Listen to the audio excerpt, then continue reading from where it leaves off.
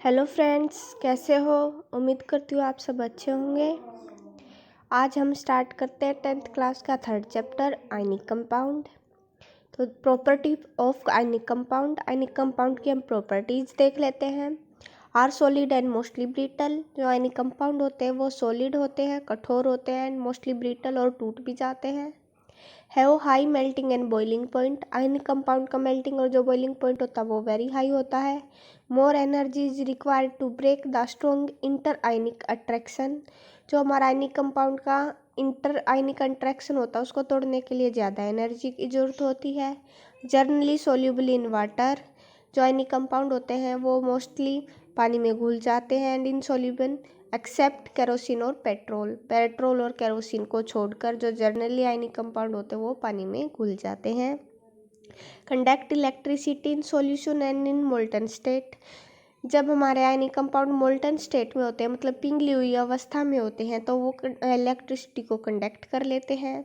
In both case free ions are form and conduct electricity. और जब वो free ions की स्टेट में होते हैं तब भी हम जो है इलेक्ट्रिसिटी को कंडक्ट करते हैं। नेक्स्ट पॉइंट है हमारा अक्रेंस ऑफ मेटल किस में पाए जाते हैं।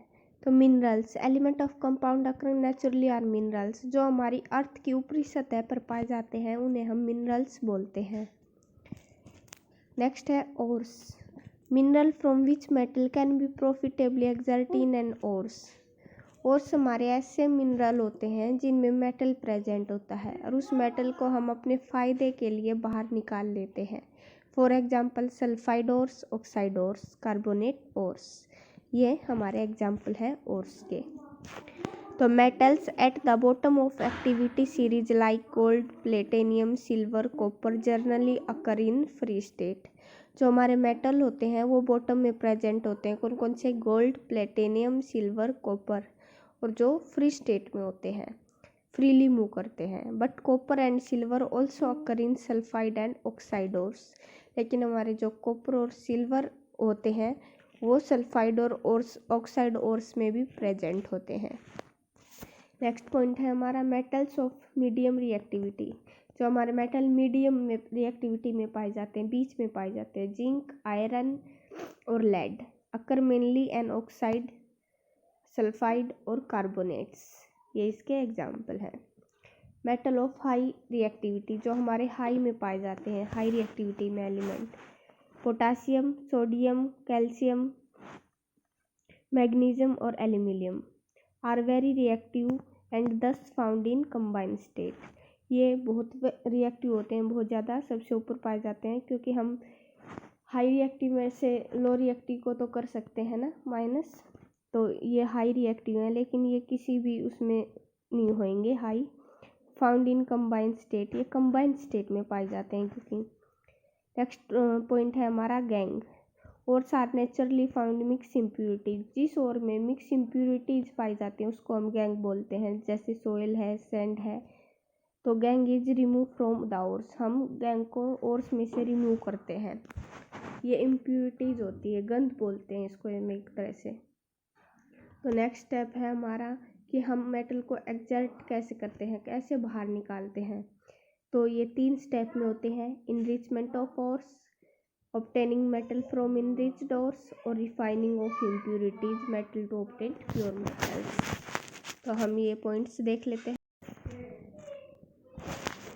सबसे पहले हम देख लेते हैं हम कि लो रिएक्टिविटी से, जो लो एक्टिविटी है हमारी, उसमें से मेटल को कैसे बाहर निकालेंगे। हीट करें, ये तो फिक्स है हमारा कि हम किसी भी एलिमेंट को हीट करेंगे तभी जाके हमारा प्योर मेटल निकलेगा। तो by heating the ores in air at high temperature, जब हम किसी भी एलिमेंट को एयर में और हाई टेम्परेचर के साथ हीट करेंगे तो हमारा जो है मेटल बाहर आ जाएगा।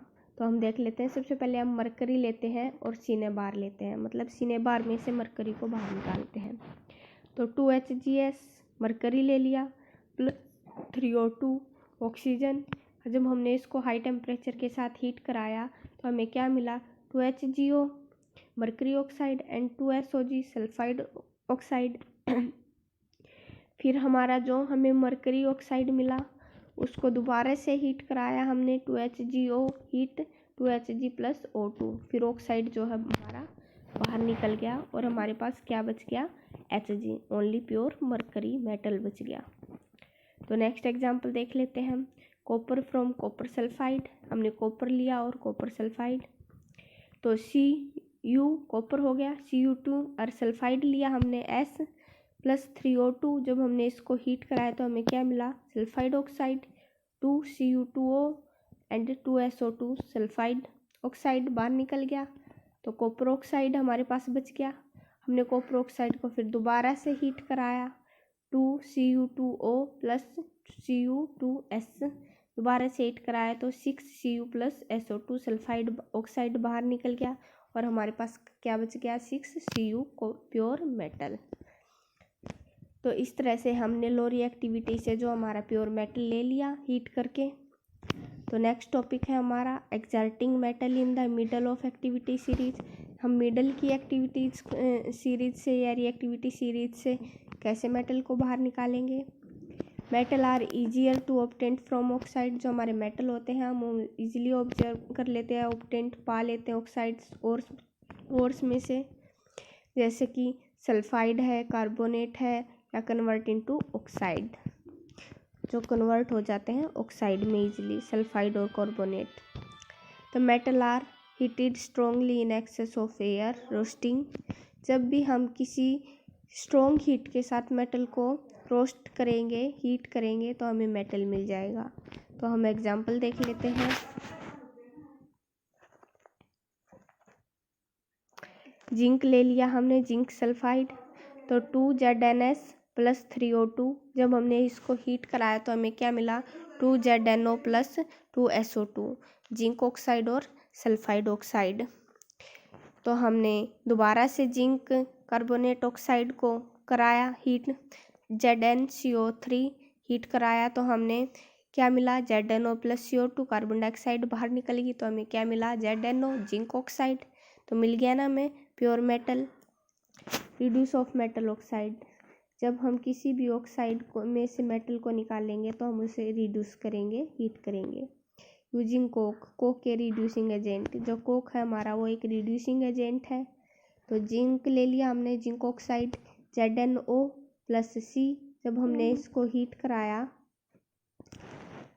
तो क्या मिला हमें, Zn प्लस CO बाहर निकल गया तो हमारे पास क्या आया, Zn क्या है हमारा, pure metal. Using displacement reaction, अब हम नेक्स्ट पॉइंट करेंगे यूजिंग डिस्प्लेसमेंट ऑफ रिएक्शन, कि हमारी जो डिस्प्लेसमेंट है उसकी रिएक्शन को हम पढ़ते हैं। Highly reactive metal like and aluminium are use in displacement metal of lower reactivity from their compound, कि हमारे जो हाईली रिएक्टिव मेटल है लाइक जैसे एल्यूमिनियम, उसको हम डिस्प्लेस करेंगे लो रिएक्टिविटी में, कंपाउंड में। तो हमने क्या लिया, मैग्नीज ऑक्साइड लिया, MnO2 प्लस 4Al, 4 एल्यूमिनियम लिए, हमने उसको हीट कराया जब हमें क्या मिला, 3Mn plus 2Al2O3 plus heat, हमने मैग्नीज मिला और एल्यूमिनियम ऑक्साइड मिला और हीट से वो बाहर निकल गया हमारा एल्यूमिनियम ऑक्साइड। तो हमने फिर नेक्स्ट एग्जांपल लिया, आयरन लिया हमने, Fe2O3 iron oxide plus 2 aluminium, heat कराया तो हमें क्या मिला, 2Fe plus Al2O3 plus heat. तो Al2O3 जो एल्यूमिनियम ऑक्साइड है वो हमारा बाहर निकल गया, तो हमारे पास क्या बचा, 2Fe आयरन, और ऊपर वाली रिएक्शन में क्या मिला हमें, मैग्नीज Mn। तो हमारी ये क्या है, प्योर मेटल है ना। तो इस तरह से हमने हाई रिएक्टिव में से लो रिएक्टिव में से हमने अपने मेटल को निकाल लिया हीट करके।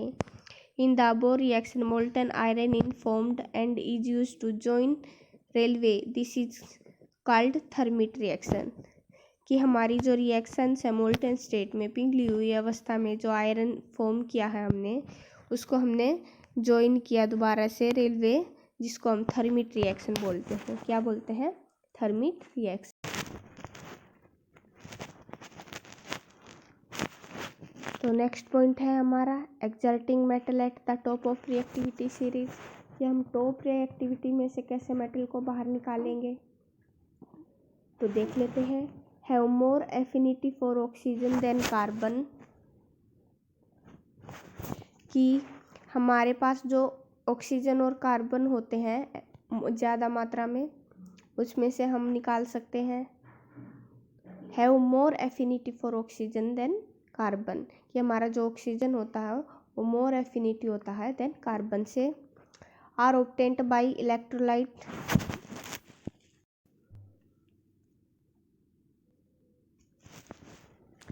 Exerting metal at the top of activity series, कि हम टॉप की एक्टिविटी सीरीज से कैसे मेटल को बाहर निकालेंगे। तो have more affinity for oxygen than carbon, कि हमारी जो ऑक्सीजन की एफिनिटी बहुत ज़्यादा होती है देन कार्बन से। Are obtained by electrolyte reducing, हम इनको इलेक्ट्रोलाइटिक रिड्यूसिंग के द्वारा बाहर निकालेंगे। Sodium is obtained by the electrolysis of it molten chloride, कि हमारा जो सोडियम है हम उसको इलेक्ट्रोलाइसिस करेंगे क्लोराइड के साथ, तो NaCl हो गया हमारा। हम उसको हीट करेंगे तो हमें क्या मिलेगा, Na positive plus Cl negative. तो यह हो गया ना, हमारे दो कंपाउंड मिल गए ना हमें एक उससे। तो इस तरह से हम इसको रिड्यूस करेंगे। As electricity is pass through the solution metal get deposit at cathode and non metal at anode, कि जब हम इलेक्ट्रिसिटी को पास कराएंगे किसी भी सॉल्यूशन में तो हमारे जो भी आयंस हैं, पॉजिटिव आयंस हैं, वो कैथोड पे डिपॉजिट हो जाएंगे और एनोड पे से सेपरेट हो जाएंगे। नॉन मेटल इकट्ठे हो जाएंगे एनोड पे, और कैथोड पे हमारा जो चार्ज है वो डिपॉजिट चिपक जाएगा या इकट्ठा हो जाएगा। तो कैथोड पे देख लेते हैं हम, तो Na पॉजिटिव है हमारा तो वो कैथोड पे आ जाएगा, और Cl नेगेटिव है तो वो हमारा एनोड की तरफ इकट्ठा होता रहेगा। नेक्स्ट पॉइंट है हमारा रिफाइनिंग ऑफ मेटल। हम मेटल को रिफाइनिंग लास्ट है ये हमारा। रिफाइन कैसे करेंगे, तो कोई भी हमारी इम्प्यूरिटीज़ होती हैं जो ऑब्टेन्ड होती हैं हमारे पास मेटल में, हम उसको रिमूव करते हैं इलेक्ट्रोलाइसिस रिफाइनिंग, जिसको हम इलेक्ट्रिक के द्वारा सेपरेट करते हैं, जिसको हम इलेक्ट्रोलाइटिक रिफाइनिंग बोलते हैं। इसमें हम एक रिएक्टिविटी देख लेते हैं या फिर एक एग्जांपल देख लेते हैं। इसमें हमने एक बीकर लिया, उसमें दो कॉपर की रोड ली, एक मोटी और एक पतली, थिन और थिक। एक पे कैथोड चार्ज रखा और एक पे एनोड चार्ज रखा। जो कैथोड है वो पतली है और जो एनोड है वो मोटी है। एनोड थिक है और कैथोड थिन है। हमने उसमें की इलेक्ट्रिसिटी पास कराई एक बटन के उससे, और फिर हमने क्या देखा, हमने एक कॉपर सॉल्यूशन लिया। हम कोई भी एग्जांपल ले सकते हैं, लेकिन हमने यहाँ कॉपर का सॉल्यूशन लिया CuSO4। तो हमने इसमें कॉपर का सॉल्यूशन डाला तो हमने देखा कि जो हमारा कॉपर है वो एनोड से सेपरेट होके नीचे कलेक्ट हो रहा है, और जो हमारे कैथोड कॉपर का जो ऑलरेडी प्रेजेंट था सॉल्यूशन में वो कैथोड पे डिपॉजिट हो रहा है, इकट्ठा हो रहा है। तो हमारा जो एनोड की थिन है वो पतली होती जा रही है, और जो कैथोड की जो रोड है वो मोटी होती चली जाती है, उस पर जमा होता चला जाता है हमारा चार्ज इलेक्ट्रिसिटी पास कराने के बाद। तो ये हमारी ये छोटी सी एक एक्टिविटी है, तो देख लेते हैं हम इसको। मैंने समझा दिया है। जो नीचे है हमारा वो इम्प्यूरिटीज़ ऐड होती चली जाएगी एनोड के नीचे, जो भी हमारा गंध है वो नीचे ऐड हो जाएगा, और चार्ज हमारा कैथोड पे डिपॉजिट हो जाएगा, इकट्ठा हो जाएगा। तो copper is obtained using this method, हम कॉपर को यूज़ करेंगे इस मेथड के लिए। Following are present inside the electrolytic tank. तो हम देख लेते हैं इसके अंदर क्या होता है। एनोड लिया हमने slab of impure copper, cathode पे रखा slab of pure copper.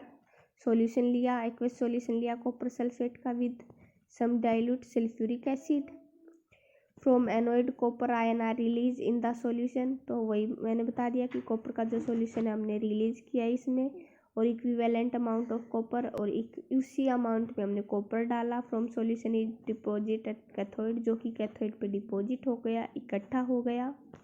Impurities containing silver, जो हमारी इम्प्यूरिटीज़ थी, जो भी उसमें गंध था हमारा, वो containing silver and gold gets, वो किस में कंटेन हो गया, सिल्वर एंड गोल्ड में, जो कि डिपॉजिट हो गया at the bottom of anode, anode के नीचे इकट्ठा हो गया एज एनोड मड, जिसको हम एनोड मड के नाम से भी जानते हैं।